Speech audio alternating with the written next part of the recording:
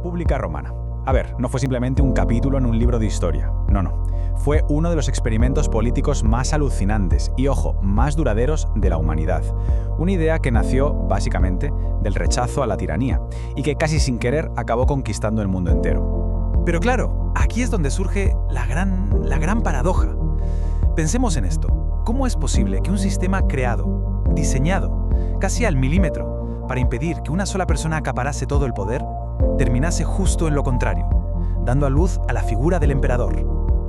Esa es la pregunta del millón, y es la que vamos a intentar desgranar hoy. Todo empieza, como muchas grandes historias, con un acto de pura rebelión. La fundación de la República no fue algo gradual ni pacífico, fue una ruptura violenta con el pasado, y todo se basaba en un único y potentísimo principio. Nos vamos al año 509 a.C. Los romanos, que ya estaban hasta el gorro de su último rey, un tipo llamado Tarquinio el Soberbio, pues lo expulsan de la ciudad, y este acto lo cambia todo. Marcaron una línea en la arena y dijeron: nunca más un rey nos gobernará. Y su solución fue crear un sistema completamente nuevo, basado en una idea que hoy nos parece normal, pero que entonces era revolucionaria. El poder tenía que estar compartido, tenía que estar limitado en el tiempo, y tenía que ser electo. La idea era que nunca más el poder absoluto residiera en una sola persona de por vida. Se acabó. Bien, pues veamos cómo construyeron esta increíble maquinaria política. Porque los romanos eran ingenieros espectaculares, no solo de acueductos y calzadas, sino también de instituciones. Crearon un entramado súper complejo de cargos y asambleas para mantener siempre el equilibrio. El diseño del sistema, la verdad, era brillante.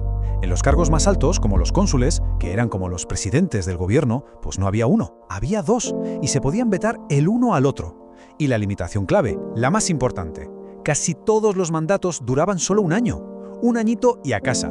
Un sistema de rotación constante para que nadie, absolutamente nadie, acumulase demasiado poder. Pero claro, los romanos eran gente muy práctica. Sabían que en una emergencia de verdad, una invasión por ejemplo, se necesitaba un mando único y rápido. Para eso existía la figura del dictador. Pero, ojo al dato, con una limitación de tiempo súper estricta, solo 6 meses.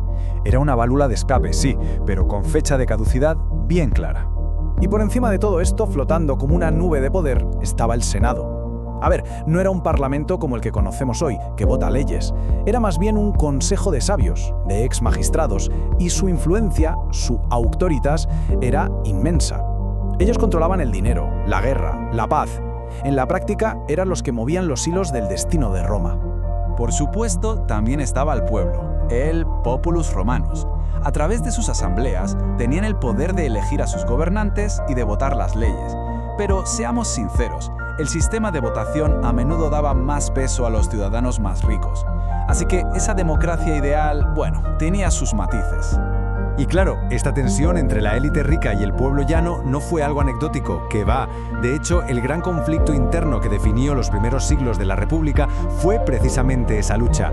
La lucha entre los patricios, que era la aristocracia de toda la vida, y los plebeyos, la gente común.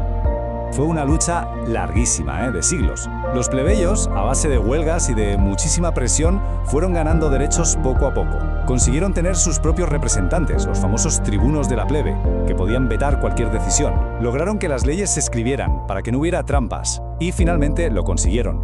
Pudieron acceder a todos los cargos del Estado. Entonces, ¿llegó la igualdad total? Sobre el papel, sí. Legalmente todos eran iguales. Pero en la práctica, el poder siguió estando en manos de un grupito muy selecto de familias ricas y poderosas. Una mezcla de patricios y plebeyos ricos que formaron una nueva aristocracia, la nobilitas. Y mientras Roma estaba metida en todos estos líos internos, por fuera estaba consiguiendo algo increíble: conquistar el mundo. Pero qué ironía, su mayor éxito, su mayor triunfo, llevaba dentro la semilla de su propia destrucción. Es que en muy pocos siglos, Roma pasó de ser una ciudad-estado más en el centro de Italia a ser la dueña y señora de todo el Mediterráneo. Primero Italia, luego la victoria contra su gran rival, Cartago, y finalmente la conquista de los riquísimos reinos de Oriente. Una auténtica pasada. Aquí viene el problema. Toda esta conquista trajo a Roma una cantidad de oro, de esclavos, de tierras. Es que es inimaginable. Pero esta riqueza no se repartió. ni mucho menos. Se concentró en las manos de la élite del Senado, mientras que los pequeños campesinos, los que formaban el corazón del ejército, se arruinaban. La sociedad, literalmente, se partió en dos. Y esas tensiones sociales, claro, alimentadas por la riqueza de la expansión, se volvieron insostenibles.